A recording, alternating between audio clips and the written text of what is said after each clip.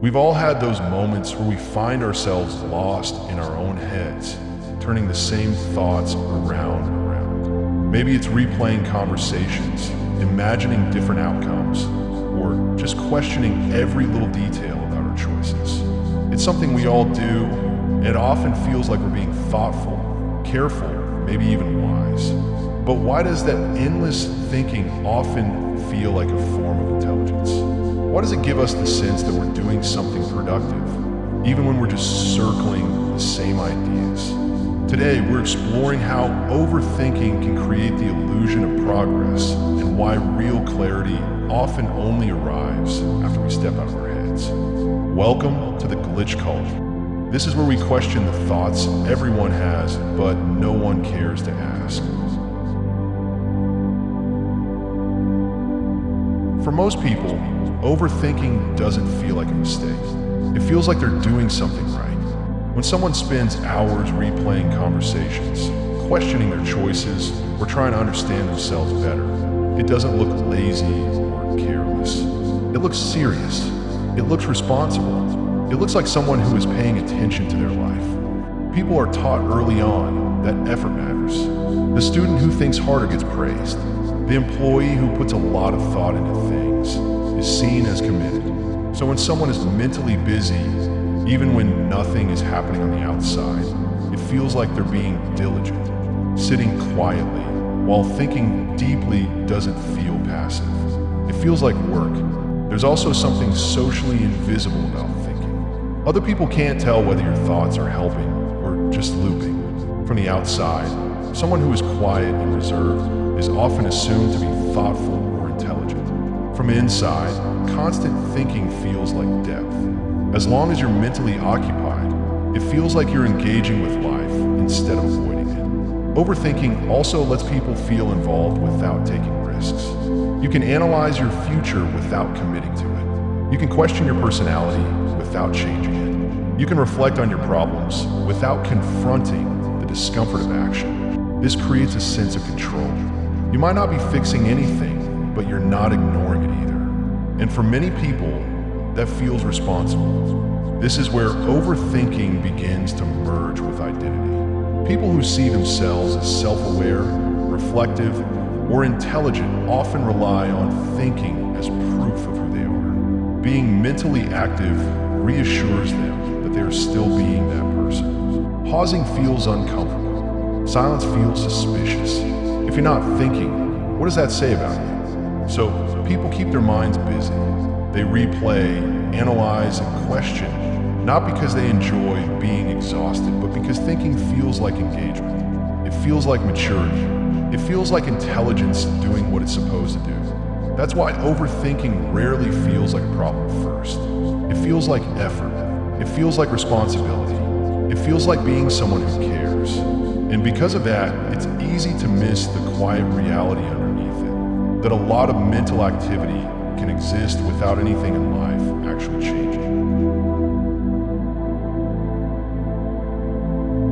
When overthinking starts to feel like control, something else quietly takes over. People don't just think because they want answers. They think because thinking feels like a place where nothing can go wrong. When someone stays in their head, they don't have to face outcomes. They don't have to deal with failure, embarrassment, or regret in real time. They can pause life indefinitely while telling themselves they're still working things out. From the inside, this feels responsible. It feels like protecting yourself from making the wrong move. People often believe that action is risky because it exposes them. Once something is done, it can be judged. It can fail. It can prove them wrong. Thinking, on the other hand, stays private. No one sees unfinished thoughts. No one criticizes ideas that never leave the mind. As long as everything remains internal, nothing is tested and nothing can collapse. This is where the illusion forms. People start believing that if they just think long enough, they can avoid unnecessary pain. That they can wait until they feel completely ready. That clarity will arrive first, and then action will feel safe and obvious. So they keep analyzing. They replay scenarios. They imagine different versions of themselves making different choices, all without having to live with the consequences of any of them. The illusion isn't that thinking solves problems. The illusion is that thinking protects you from making mistakes. People tell themselves they're being patient when they're really postponing exposure. They say they're being thoughtful when they're really avoiding commitment. They convince themselves that waiting is wisdom, even as time passes without anything changing. This illusion is reinforced by how thinking feels. It feels active. It feels heavy. It feels like effort is being spent. So it doesn't register as avoidance. It registers as preparation. The longer someone stays in this space, the more justified it feels to remain there. After all, how could something that feels so demanding be a way of staying stuck? Over time, people begin to confuse readiness with certainty. They believe that once doubt disappears, movement will be easy. But doubt doesn't disappear through thinking. It stays alive because thinking keeps feeding it new possibilities, new risks, and new reasons to wait. This is why people can understand themselves deeply and still feel unable to move. They know their fears.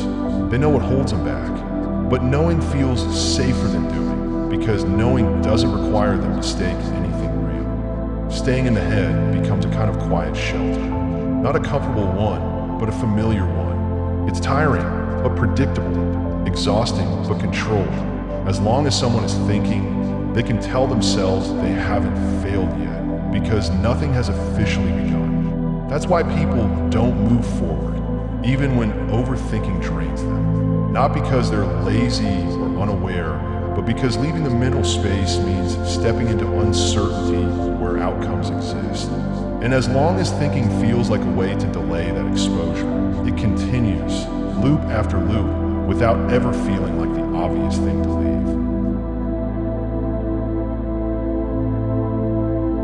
Real action does more than reduce mental noise.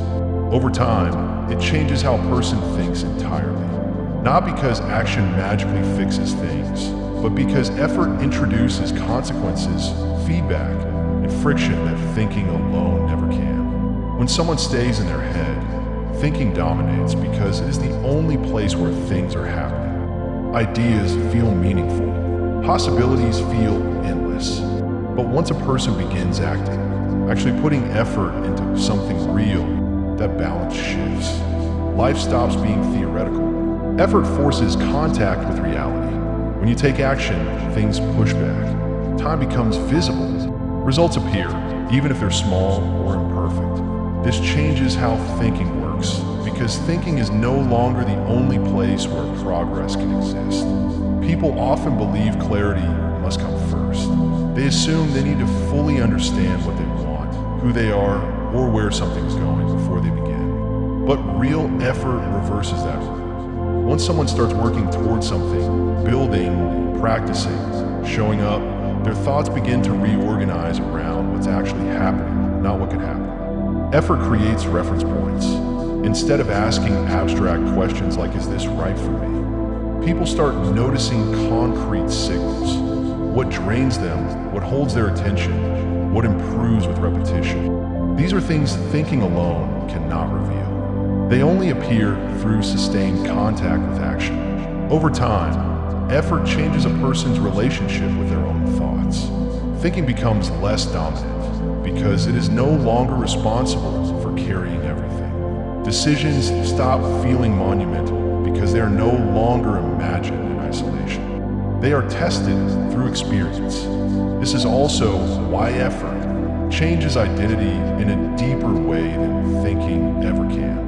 When someone consistently acts, even imperfectly, they stop seeing themselves as someone who is figuring things out and start seeing themselves as someone who is engaged with reality. Their sense of self is no longer built on reflection alone, but on interaction. Thinking doesn't disappear.